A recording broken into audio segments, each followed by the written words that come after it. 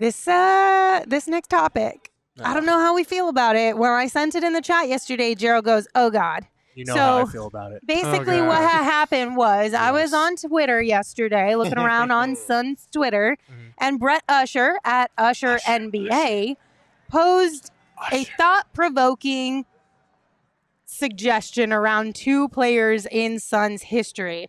So this is what Brett said. Brett said, Chris Paul gets way more flack for never winning a finals than Steve Nash has ever gotten for never making a finals. It's always felt like a double standard with those two. Now, this sparked so many people weighing in with their opinions, so I want to hear all of your guys' opinions on this. You guys go first. Listen, Chris Paul has all the accolades. He's got more accolades than Steve Nash. Mm-hmm. I understand that. But when we're talking about the highest impact for a single individual in NBA history, Steve Nash is better than Chris Paul 1,000,000% all day, every day until the cows come home. What? And the reason why is because two MVPs, number one, okay? Number two, Steve Nash didn't miss any playoff games, ever, period. Not with the Suns. Chris Paul, always out. You never know when you can count on him. Completely missed like the last 4 games of the 7-game series against the Mavs because he had either COVID or a quad injury. Like, I'm not trying to hear any of that stuff. Steve Nash balled out even with a broken nose. Steve Nash is always and forever will be better and higher ranked than Chris Paul in Suns land. In Suns land. Just in Suns land, but now- not in totality. And like the thing is, it says Chris Paul gets way more flack for never winning a finals than Steve Nash has ever gotten for never making a finals. Like, by your reasoning, if Steve Nash is the better player, he should get more flack for never reaching a finals, right? And look, you can debate. You talk about him changing the game. You can debate who that was. Was it D'Antoni's system and the approach, or was it Steve Nash? And I think it's a chicken or an egg situation. You needed both of them to change the way things were played. So I'm not giving Steve Nash full credit for that because he played before that with the Mavericks. You really think that if Steve Nash wasn't the point guard of that 7 seconds left team, they would have still executed at the highest level with D'Antoni? Is that beanie jammed in your ears? I'm telling I said it's a chicken and an egg thing. You couldn't have it without either Answer the of question. them. You think that any other point guard could have run that system? That's why I said both of them were necessary to make it happen. That's crazy. Because Nash played without D'Antoni in Dallas, and he wasn't that guy. And he was still successful in Dallas. Yes, but you're talking about he changed the game, and without D'Antoni's system and D'Antoni's thought process, he doesn't get the opportunity to do that. So they needed each other to make that happen. So I'm not giving Steve Nash full credit for changing the NBA. He needed Mike D'Antoni to get there. Oh, let me ask you, how much success did D'Antoni have at other places? How much did Nash have at other places? It wasn't a huge amount of success. He was injured when he went to the Lakers. And he was injured in Dallas. He still got to the Western Conference Finals without D'Antoni. I'm telling, running the same exact system that he ran with D'Antoni with Alvin Gentry. It was D'Antoni's system. So, and I think there's multiple things. Nash didn't deserve at least one of those MVPs. And I know that's sacrilegious to say here. It's 1,000%. But it's 100% true. He got it because people got sick of giving it to the Shaqs of the world and everybody that was getting them at that time. And they wanted to recognize what the Suns were doing. So they gave Nash those MVPs. He got them because people couldn't decide who was more important, Shaq or Kobe. So that's why Steve Nash got him. Well, that seems like what we were just arguing about last year where Devin and Chris Paul, people couldn't decide, so neither one of them get it. That's fine. Then we were just talking crap about that. Well, you just admitted then that that Shaq and Kobe probably deserved it over Nash, and they split votes because they were on the same team there. No, Look, I didn't. Chris Paul is a better overall point guard in this league in totality. Yes. In Suns world, sure, Steve Nash was better because you got that 7 seconds or less run, which was fun, lasted longer, and you got those MVPs. And he had running mates like Amari Stoudemire who made spectacular plays on the other end of those passes, right? But overall, Chris Paul is the better overall point guard. in terms of it. And I think that's part of why he gets more flack for not winning one, is because he is viewed as the overall better point guard in all this. Right. And you know, there's other factors that come into play with this too that that we can get in at another time. But I think that it's definitely you know, Chris Paul's getting it because he was the better player. Right, and I think Chris Paul is one of, I'd have to go through, but probably one of the 5 best players of all time to never win an MVP award. So when that happens, you are held to a higher standard. But yeah, I do think it's ridiculous if he gets more flack for never winning a finals compared to a Steve Nash who never made a finals. Like for Chris Paul, the thing for a long time was, oh, he's never made a conference finals. And then he did that. And then it turned to, oh, he's never made the finals. And then he did that. And now, of course, the next logical step is he's never won a finals. And we don't know if he will get to, because obviously his career is coming to an end. So I think it's just because he's held to a higher standard because he's ahead of Nash on that totem pole. But yeah, that is a little ridiculous that he gets more flack for never breaking through and winning a title versus a guy like Nash who never even got to try to win a title in the finals. I don't think it's necessarily that he gets flack for not making the finals. To me, it's the flack that you just don't know what to expect from Chris Paul. And Now? Yeah.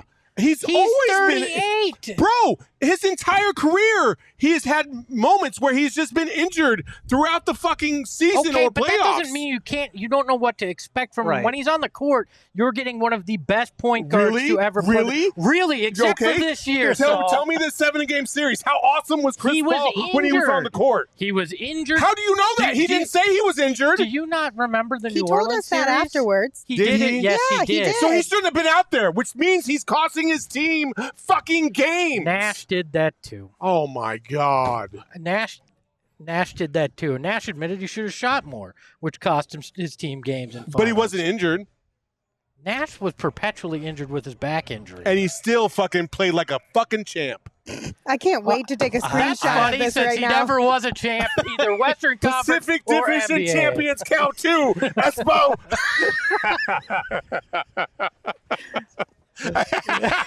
Yeah, there might be a little. I might have too many of these. Here in the chat said, Saul, you're in public, bro. LMAO.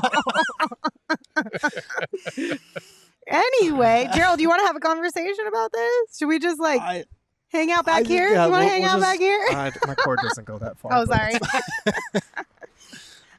Listen, at the end of the day, I do think Chris Paul gets way more flack than Steve Nash does. But I think a lot of it comes from the fact that people just love to hate. And if you have a player who does anything that could be close to considered like scummy or whatever, and Chris Paul has done some, people, have talked about how he's had some cheap shots and things like that throughout his career. Right. There is a group of fans, NBA fans in general, who are going to hate Chris Paul for that alone. Yeah. And you're going to get more flack from those type of people because the people who just dislike a player are the loudest people in the room all the time. Mm. And then Steve Nash, especially in the Suns world, Steve Nash is so highly revered. Yeah. Right? He came in and he gave us something that we had been missing for a really long time. He took us from the bottom. Now we're here. Yes, and that's fantastic, but you can still have a conversation around the fact that Steve Nash did not accomplish the ultimate goal. Chris Paul has also not accomplished the ultimate goal, but when we're talking about ranking, I guess that's where it gets a little more gray. I just got to say this, okay? There's 2 egregious errors with this conversation about Steve Nash not getting to the finals. One, it took a fucking FBI investigation to prove that games were being shaded against the Suns. And number 2, a stupid ass ruling against fucking Amari Stoudemire and Boris Diaw also cost him an opportunity to get to finals. He could have been to 2 NBA finals and probably won 1 championship if it were the fucking NBA getting in the way and their stupid ass refs. Could have, should have, would have, and 2 Oh, words shut for up, you. Espo. Two I don't words want to for hear you. this shit. See, Scott Foster. My thing is these are all things that are out of your control. You cannot control when your quad gives out on you when you're with the Rockets and you have your best shot at a title and you miss the 2 games when you have the Warriors on the ropes. When you're You made out of can't- paper mache, of you course, can't- you can't control But that. that's he's not though. He's lasted 18 years in the NBA. Tell me, when did he just come back from injury?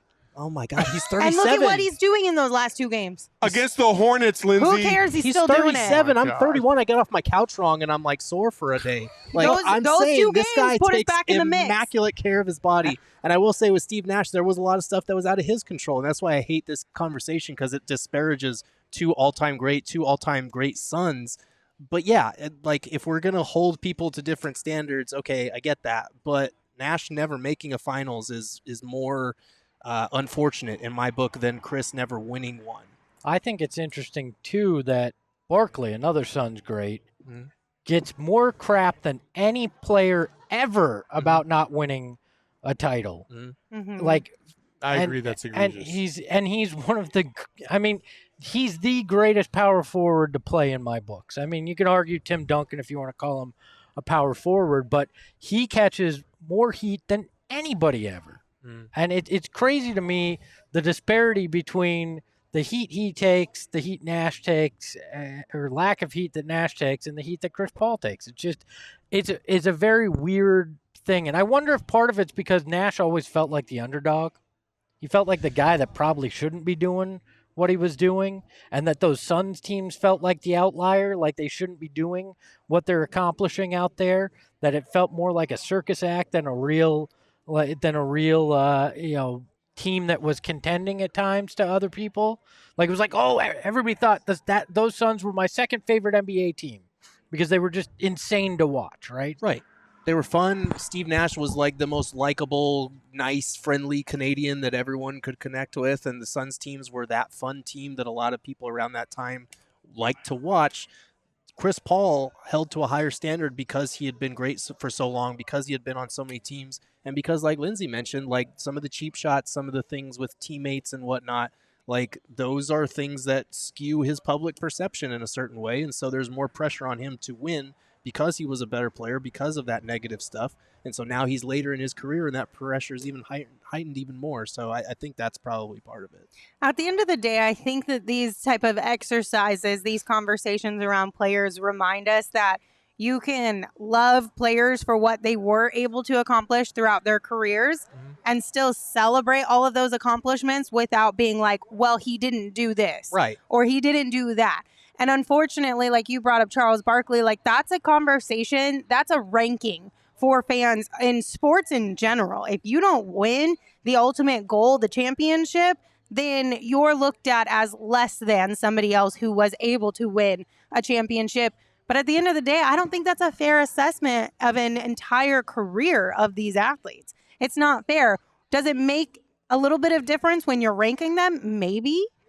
So, but it also kind of just depends on the player, too. I'd agree with that, because if Chris Paul somehow was to win a championship this year, you're going to sit there and tell me that Chris Paul was better than Steve Nash was at the height of the peak of either one of their careers. Yes. Like 100%.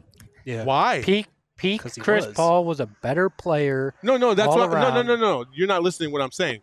Chris Paul this year, if he wins a championship, is better than the peak of Chris Paul or Steve Nash. No, but back I then. don't think that That's was the what I'm saying. conversation. No. I'm just saying, like, that's why this argument is stupid, is because championships don't necessarily mean everything. Like Charles Barkley, to your point, to me, Charles Barkley is the best power forward of all time. Yeah, you can throw in Tim Duncan, but Tim Duncan also had 2 other Hall of Famers that was playing with alongside him the entire time. And he was 6'11", Barkley was and a 6'4". Hall of Fame coach. Yeah. Like, I don't like that argument that championships mean everything. But to me, Steve Nash is the greatest point guard in the Suns history of all time. Well, I see that's a different argument. I agree. Steve Nash is the greatest Suns point guard of all time. But if we're talking in totality, I think Chris Paul is the greater point guard throughout their career, not just counting Suns.